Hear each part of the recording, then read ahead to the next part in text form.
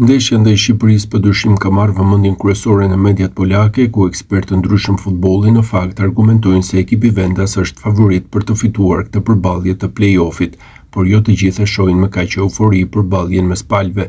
Një prej tyre që bën thirrje për kujdes është dhe ish trajneri i Polonisë, Antoni Pishnecek. Duke folur për Polsat Sport, ai ka theksuar se trajneri Jan Urban bënte mirë që përsëriste se rezultati kishte rëndësi më shumë se loja në këtë sfidë. Ne të gjithë dimë se çfarë është në lojë dhe trajneri sapo e tha me zë të lartë dhe mendoj se ka të drejtë të jetë kaq i sinqert, të shpreh çfarë ndjen dhe mendon. Ai ka përfituar nga eksperienca paraardhësve të tij, e ka parë se si janë gjykuar. Ai e di se kur ne ishim duke fituar, askush nuk akuzonte lojtarët se kanë luajtur dobët. Favorit, padyshim që ne jemi, por duhet gjithmonë të kesh një qasje me kujdes dhe respekt për kundërshtarin që ke përballë. Ja vlen që të bëjmë një përmbledhje të tillë. Nga 10 ndeshjet tona kundër Holandës, ne mund të fitojmë 1 apo 2, megjithatë, ne nuk e dim kurrë se kur mund të ndodhin.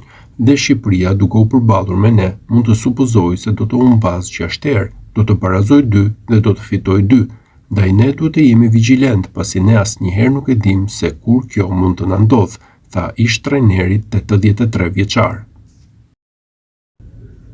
Zbigniew Boniek, legjenda e futbollit polak, ka shpjeguar se e ka të pamundur të kuptojë situatën që po përjeton aktualisht përfaqësuesja e vendit të tij, pak ditë para ndeshjes ndaj Shqipërisë që vlen një bilet për finalen e play-offit për Kupën e Botës.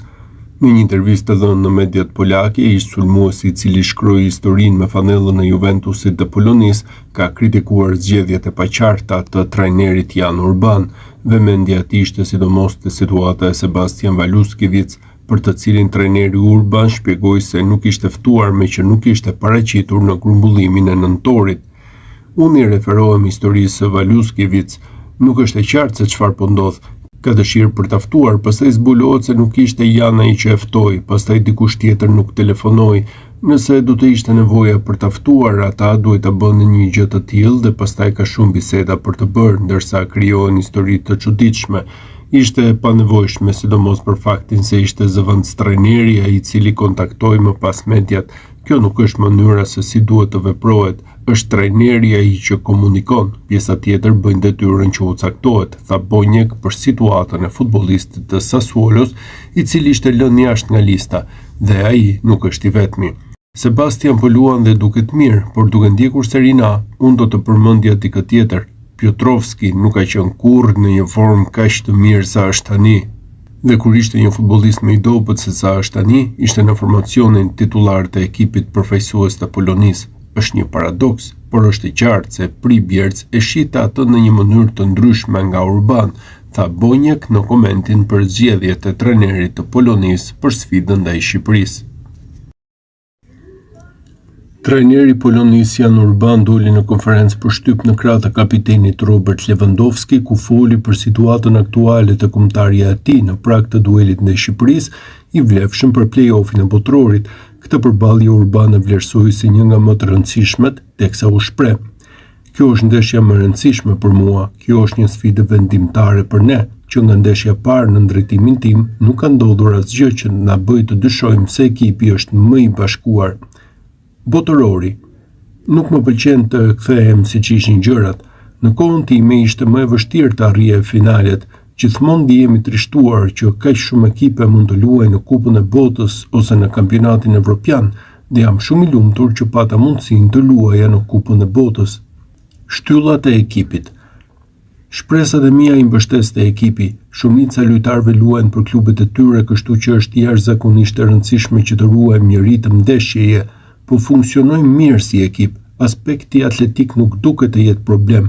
Gjatë kohës që unë kam qenë trajner nuk ka pasur shumë ndryshime midis lojtarëve.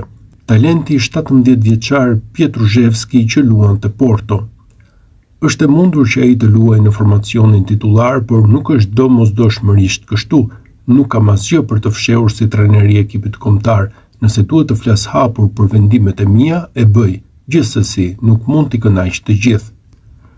Për Berezhinskin dhe Gruzgiçkin. Këta janë lojtarë të këtë cilët mund të mbështetem, ata mund të ndihmojnë në dhomat e zhveshjes me përvojën e tyre, nuk mund ta blesh këtë. Kjo do të jetë gjithmonë e dobishme për lojtarët e rinj. Ata e kuptojnë se ky mund të jetë fundi i karrierës së tyre në ekipin kombëtar. Unë mbështetem te eksperienca e tyre për të ndihmuar në momente të vështira dhe për të bërë pjesën e tyre në dhomat e zhveshjes. Vlerësimi për Shqipërinë. Të luash kundër kësaj skuadre ka qenë gjithmonë e vështirë. Kundërshtarët kanë potencial më të madh se vetë skuadra. Lojtarët që luajnë këtu në vitin 2023 janë zhvilluar. Skuadra është shumë e fortë dhe ne kemi avantazhin e ndeshjes në shtëpi. Në mbrojtje ata janë shumë të fortë. Është e vështirë të krijosh raste kundër tyre. E gjitha kjo vjen në kurriz të lojës sulmuese. Shpesh është një kompromis. Duhet të merremi me pikat e tyre të forta. Duhet të luajmë një nga ndeshjet tona më të mira për të imposhtur. Le të luajmë më të mirën tonë dhe të fitojmë. Portieri. Mendova se gjërat po ndërlikoheshin për ne. Mendoj se Skorupski do të ishte ai që do të mbronte portën. Nuk kemi shumë përvojë në ekipin kombëtar tani. Portierët aktual janë ende duke u zhvilluar. Le të shpresojmë se do ta bëjmë siç duhet.